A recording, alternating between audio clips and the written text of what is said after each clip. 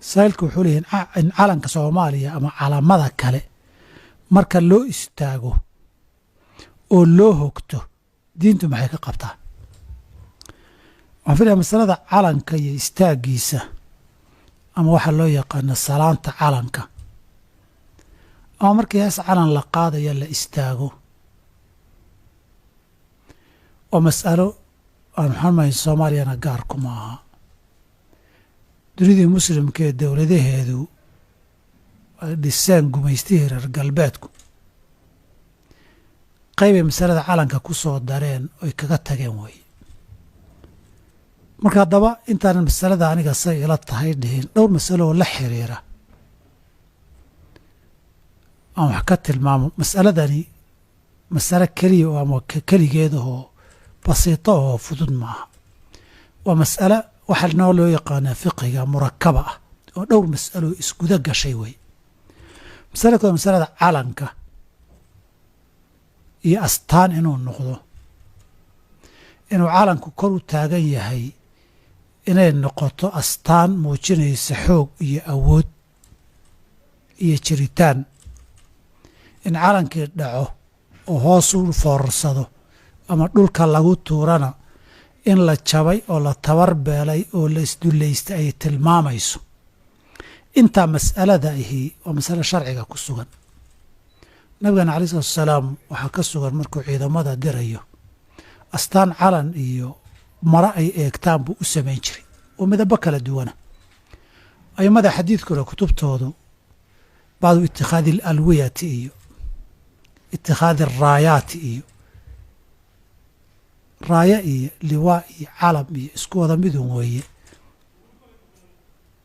waa waxaan astaanahoo mara ah midabadana loo kala duwo, hal qofna uu wado oy dadka isku karsaaro meel xaruntooda inay tahay iyo halka hogaankooda inuu yahay ninkii baal marana u soo laabto dhabarka soo saaro ninkii la soo riixan iyada gadaal ugu soo durkoo difaaca ka galo bay ahaan jirtay. inay kor u taagnaato astaan quwo iyo in la jiro oo la dagaalamayo bay ahaan jirtay, ilaa qofku naftiisa uu huro oo gacan haddii la gooyo ta kale uu ku qabto oo labadaba haddii la gooyo uu ku qabta laabta geliyo ilaa lagu dilo. ghazwatu mu'ta nabigana sal slam fi saxiix calaamad bay lahaayeen raggii saxaabada oo calan bay wateen. calankuna inuu kor u taagan yahay curfiga xilligaa jiray dhaqankaasi tan iyo carabtu nabiguna alayh salaam aqbalay ee saxaabadiisa nabigu sameeyeen in calanka qofayoo taagnaaday ahayd intaa dagaal ku socdo. nabigu wuxuu yihi akhada raayata raggii buu tiriyey saddexda ahaayee la dilay waxaa qaaday zayd ibni xaaritha fa usiiba, cabdullahi ibni rawaxaa qaaday waa fa usiiba, jacfar ibni abi taalib baa qaaday fa usiiba waa la dilay. mid markii la dilaba mid baa qaadayoo kor u qaadayay oo calanka hadduu dhaco la waayaayey ciidanka hoggaankiisii in la qabsaday oo uu jabay oo astaantiisii uu isku eeganayay meesha ka baxday bay ahayd. saddexdaas saxaabi mid walba isagoo calanka kor u hayaa la dilay. uma akhadaa khaalidun min hayri imratin, saddexuu nabigu ka dardaarmay bay ahayd hebel haddii hore dhintay hebel baa hay hebel dhinta madaxdii bayna ahayn ciidanka hogaaminayay. khaalid baa qaaday min hayri imratin fa futixa lahu, dagaalkii uu ku guulaystay. astaanta haddaba calanka raggii hoggaanka ay qaadayaan ee ay haynayaan ee ay ku dhimanayaane ciidankaas baa dhowranayay. calankaa hadduu dhacana ciidankii inuu jabay bay ahayd. calanka haddii weli kor u taagan yahayna ciidanku inuu ishaysto xaruntiisii weli ay badnabad qabto oo weli xoog uu leeyahay bay astaan iyo calam u ahayd. marka taasi waa qadiyadda in calan iyo la samaysto oo la isku soo tilmaansado oo astaan inuu kor u taagan yahay xooggii iyo jiritaankii ay tahay. qaybtaasi waa qaybta mas'aladii ka mid ahoo maradana maaha muhiimaddu.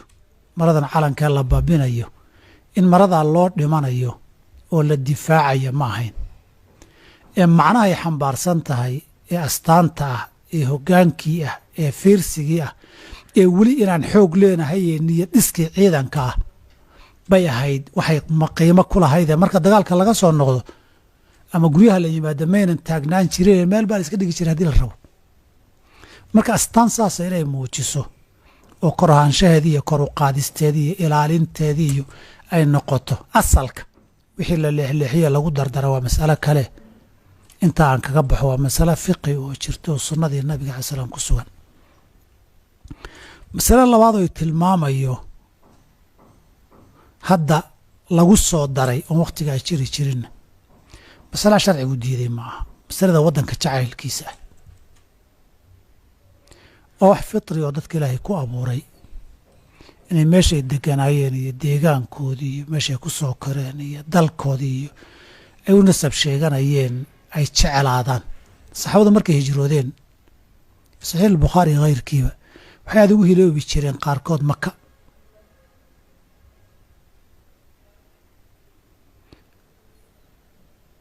alaa hal abitanna leylatan ilaahu maxay biheen haddaan soo baryo lahaa meel hebliya waa ka dhihi jireen saxaabadu. nabigan xasan waxaa ku sugan fi saxiixi markuu safar ka soo laabto ee madiine uu ku soo baxo uu degdegi jiray. walidaalika xaafid ibn xajar raximah allahu tacaala fii fatxi ilbaari markuu xadiidkaa iyo kuwa kala fasirayo wuxuu leeyahay wa fiihi waxaa laga qaadanayaa buu yihi inay ku tusayo waddanka in la jeclaado oo waddankaaga aad jeceshahood u soo hilowdo.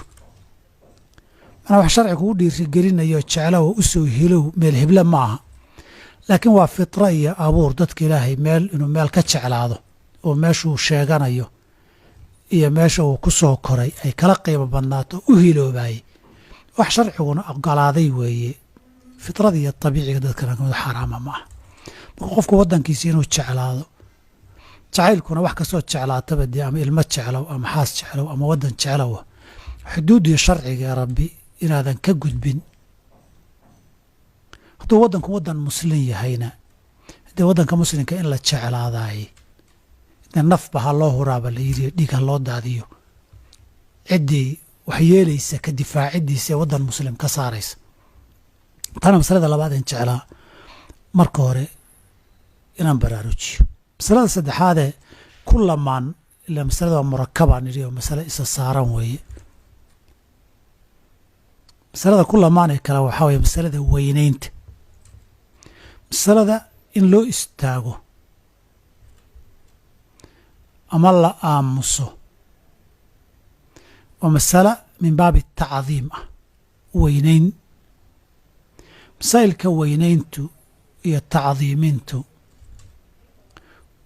ma wada aha masaa'il cibaada ah. waxay ku xiran tahay haddaba maqsadka tacdiiminta iyo weynaynta bay ku xiran tahay. way dhici kartaa in weynayntaa la weynaynayo min jinsi alcaadaad iyo dadka wixii la fiican markii qof intuu yimaado akhyaara oo la qadarinayo loo istaago isagu inuu jeclaysto uma bannaana, laakiin waa loo istaagi karaa si loo soo dhoweeyo. qofka ixtiraam iyo taqdiir iyo aad ku soo dhoweynaysaay made weynayn cibaada ah ma aha. marka ixtiraamka iyo weynaynta waxay farac ka tahay asal ahaan jacaylka aad jeceshahay iyo qiimaha uu agtaada ka leeyahay. haddaba weynayntu hadday weynayn cibaadaad ay gasho haddee cibaadaad bay geli.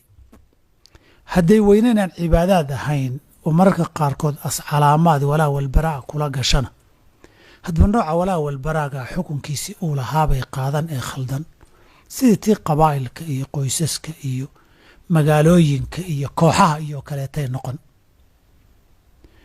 dadku ugaasiyay leeyihiin, ugaasaa loo istaagaa. madax bay leeyihiin, markay soo galaan baa loo istaagaa weynayn darteed. asalkuna waa curfi iyo caado iyo qadarin bay ka dhigan tahay, ma aha cibaadaad. marka mas'alada tacdiimka iyo weynayntu cibaadaadna way noqotaa, caadaad iyo ixtiraamna way noqotaa. asalkeedana waxay ka turjuntaa waxaanaad weynaynaysaay qalbigaagu makaano iyo darajo iyo qiimo ku leh. taasna waa masalada kalean raba inaan idhaahdo iyadana masaladan la xiriirtae saddexaad ee murakabka ka dhigaysa. masalada afraad ee la xiriirtahay waa masalatu tashabuh. waa masalada ugu dhow ee hadda aan isleeyahay qaabka calaamada loogu istaago ama heestooda marka la qaadaya kama hadlahaya nuxurka heestu iyo miraheedu muxuu ka kooban yahay kama hadlayo oo calan gaar haddaanu kama hadlayo laakiin in la istaago la aamuso hadday bannaanayd dee dadka in lagu qasmo ma bannaana oo dembi laga dhiga haddaad dhaqaaqdo ama aad fadhiisato dembi laga dhigay oo lagu qasbo iyo qaab gaar ahoo loo weyneeyo waa wax dowladihii galbeedka inoo yimid ay ka tageen masaa'ilka tashabbuhuna qaar dembigana waa jiraan qaar ay dhici karta gaalnimo inay gaadhaanna way jiraan oo xukun waaxid ma wada laha oo ninkii dhar gaalada oo kaleeto u xirta xadiidka waman tashabbaha biqowmin fa huwa minhumna haddii uu ansaxo ka mid noqonshahoodaasi dee waxa uu isaga shabbahay buu ka mid noqday weeye mar walba wuu gaaloobay ma aha cinda ahlilcilmi masaa'il tashabbuhna masaa'il kutub laga qorayo axkaam kala duwan leh wey masalada tashabbuha waxaa raaca mas'alo kale waxyaabaha tashabbuhii zamankaa saameeya wax mar tashabbuh ahaa baa markuu faafo dadkuna wada sameeyaan hadduu jinsiga caadaadka iska noqdaay xaddu tashabbuha wuu ka baxa waxaa la soo martay xilli sarwaalka waa tashabbuh bilkufaar la yidhaahdo taygu waa tashabbuh bilkufaar la yidhaahdo oo marba iyaga keliya ay caan ku ahaayeen bay soo martay markay ka baxday faraha dadkoo dhanna qaateen dadkoo dhanna wada xirteenna xaddii xukunkii tashabbuh uu ka baxay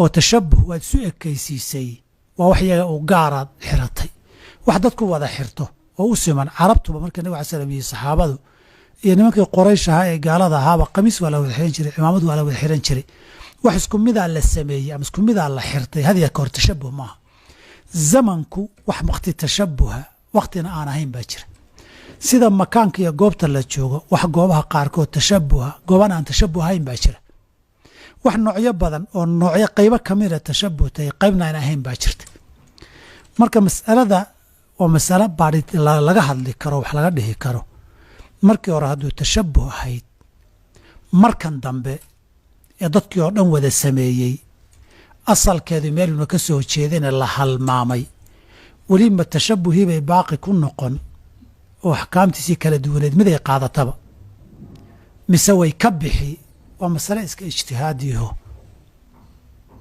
lagu kala duwanaan karo intaa kadib masalada calanka salaanta calanka iyo istaagiisu fuqahada zamaanku way isku khilaafeen qorana waxay ka arkeen inay weynayn ilaahay khayrkii la weynaynayo oo qismu jinsul cibaadaad ah ay tahay bay ka arkeen qorana waxay ka arkeen tashabbuh bilkufaari inuu yahay oo baabu taxriim bay geliyeen kuwa kale waxay geliyeen baab ay dhici karto inuu qofku ku gaaloobo kuwana waxay geliyeen min baab cibaadaad oo aan tashabbuhna ahayno xaddii tashabbuhana ka baxay haddii weydiay qaabka loo istaagayo ama waxaa la qaadayo maxduur sharci oo kale wax xaaraan oo sharci oo khaldan ku jirana sideeda loo saxo laakiin iyada inteeda ahaan ay bannaan tahay waa fataawadii majaamicdii iyo hay-adka fiqigii ay ku kala duwanaayeen masale waa masale iska ijtihaadi ah aniga waxay la tahay masaa'il hadda